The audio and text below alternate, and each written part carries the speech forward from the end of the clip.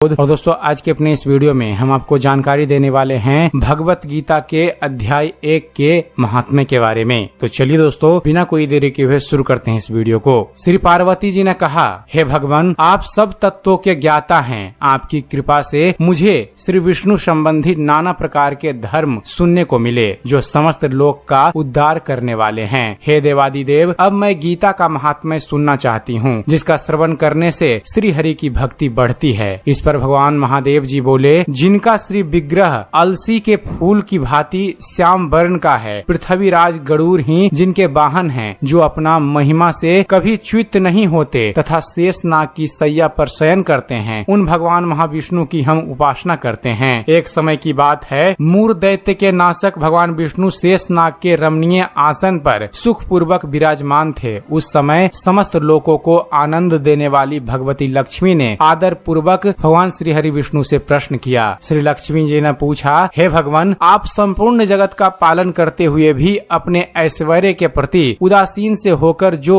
इस क्षीर सागर में नींद ले रहे हैं, इसका क्या कारण है? तब श्री भगवान बोले, सुमुखी, मैं नींद नहीं लेता हूँ, अपितु तत्व का अनुसरण करने वाली अंत दृष्टि के द्वारा अपने ही महेश्वर स्वरूप का साक्षात्कार कर रहा हूँ। यह वही तेज है जिसका योगी पुरुष कुशाग्र बुद्धि के द्वारा अपने अंतःकरण में दर्शन करते हैं तथा जिसे मीमांसक विद्वान वेदों का सार तत्व निश्चित करते हैं। वह महेश्वर तेज एक अजर प्रकाश स्वरूप आत्म रूप, रोग शोक से रहित अखंड आनंद का पुंज, निष्पन्द तथा द्वंद्व रहित है। इस जगत का जीवन उसी के अधीन है, उसी का अनुभव करता हूँ। देवेश्वरी, यही कारण है कि मैं तुम्हें नींद लेता सा प्रतीत हो रहा हूँ। तब श्री लक्ष्मी जी ने भगवान श्री विष्णु से पूछा, अंतर्यामी, आप ही योगी पुरुषों के ध्येय हैं। आपके अतिरिक्त भी कोई ध्यान करने योग्य तत्व है, यह जानकर मुझे बड़ा कौतूहल हो रहा है। इस चराचर जगत की सृष्टि और संहार करने वाले स्वयं आप ही हैं। आप सर्व समर्थ हैं। इस प्रकार की स्थिति में होकर भी यदि आप उस परम तत्व से भिन्न हैं, तो मुझे उसका बोध कराइए। तब भगवान बोलते हैं, प्रिय, आत्मा का स्वरूप द्वैत और अद्वैत से पृथक भाव और अभाव से मुक्त तथा आदि और अंत से रहित है। शुद्ध ज्ञान के प्रकाश से उपलब्ध होने वाला तथा परमानंद स्वरूप होने के कारण एकमात्र सुंदर है। वही मेरा ईश्वरीय रूप है। आत्मा का एक तत्व ही सबके द्वारा जानने योग्य है। गीता शास्त्र में इसी का प्रतिपादन हुआ है। अमित तेजस्वी भगवान विष्णु के ये वचन सुनकर लक्ष्मी देवी ने शंका उपस्थित करते हुए कहा, हे भगवान, यदि आपका स्वरूप स्वयं परम आनंदमय और मन वाणी की पहुँच से बाहर है, तो गीता कैसे उसका बोध कराती है? मेरे इस संदेह का निवारण कीजिए। तब भगवान श्री हरि विष्णु बोलते हैं, हे सुंदरी, सुनो, मैं गीता में अपनी स्थिति का वर्णन करता हूँ। क्रमशः 5 अध्यायों को तुम 5 मुख जानो, 10 अध्यायों को मेरी 10 भुजाएं समझो तथा 1 अध्याय को उदर और 2 अध्यायों को दोनों मेरे चरण कमल जानो। इस प्रकार यह 18 अध्याय अर्थात श्रीमद् भगवत गीता का 18 अध्याय ही बाढ़मयी ईश्वरीय मूर्ति ही समझनी चाहिए। यह ज्ञान मात्र से ही महान पुस्तकों का नाश करने वाली है। जो उत्तम बुद्धि वाला पुरुष गीता के 1 या आधे अध्याय का अथवा 1 आधे या चौथाई श्लोक का भी प्रतिदिन अभ्यास करता है, वह सुशर्मा के समान मुक्त हो जाता है। तब श्री लक्ष्मी जी ने पूछा, हे भगवान, सुशर्मा कौन था, किस जाति का था और किस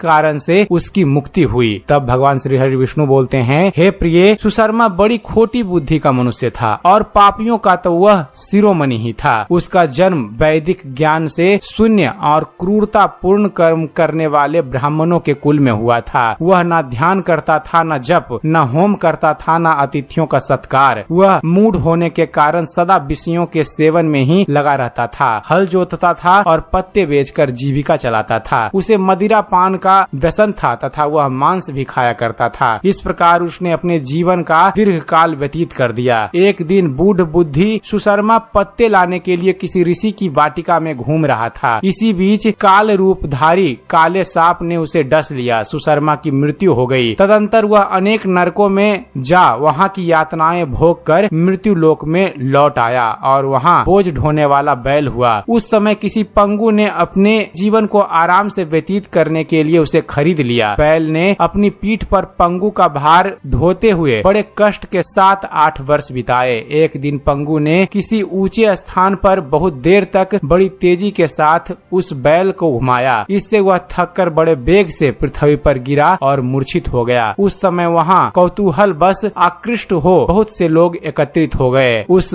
जन समुदाय में से किसी पुण्य आत्मा व्यक्ति ने उस बैल का कल्याण करने के लिए उसे अपना पुण्य दान किया। तत्पश्चात कुछ दूसरे लोगों ने भी अपने अपने पुण्यों को याद करके उन्हें उसके लिए दान किया। उस भीड़ में से एक वेश्या भी खड़ी थी। उसे अपने पुण्य का पता नहीं था, तो भी उसने लोगों की देखा देखी उस बैल के लिए कुछ त्याग किया। तदंतर यमराज के दूत उस मरे हुए प्राणी को पहले यमपुरी ले गए। वहाँ यह विचार करके कि वेश्या के दिए हुए पुण्य से पुण्यवान हो गया है, उसे छोड़ दिया गया। फिर वह भूलोक में आकर उत्तम कुल और शील वाले ब्राह्मणों के घर में उत्पन्न हुआ। उस समय भी उसे अपने पूर्ण जन्म की बातों का स्मरण बना रहा। बहुत दिनों के बाद अपने अज्ञान को दूर करने वाले कल्याण तत्व का जिज्ञासु होकर वह उस वैश्या के पास गया और उसके दान की बात बतलाते हुए उसने पूछा, तुमने कौन सा पुण्य दान किया था? वैश्या ने उत्तर दिया, वह पिंजड़े में बैठा हुआ तोता प्रतिदिन कुछ पढ़ता है, उससे मेरा अंतःकरण पवित्र हो गया है, उसी का पुण्य मैंने तुम्हारे लिए दान किया था। इसके बाद उन दोनों ने तोते से पूछा। तब उस तोते ने अपने पुनर्जन्म का स्मरण करके प्राचीन इतिहास कहना आरंभ किया। तोता बोला, पूर्व जन्म में मैं विद्वान होकर भी विद्वता के अभिमान से मोहित रहता था। मेरा राग द्वेष इतना बढ़ गया था कि मैं गुणवान विद्वानों के प्रति भी ईर्ष्या का भाव रखने लगा। फिर समय अनुसार मेरी मृत्यु हो गई और मैं अनेकों घृणित लोकों में भटकता फिरा। उसके बाद इस लोक में आया। सदगुरु की अत्यंत निंदा करने के कारण तोते के कुल में मेरा जन्म हुआ। पापी होने के कारण छोटी अवस्था में ही मेरे माता पिता से वियोग हो गया।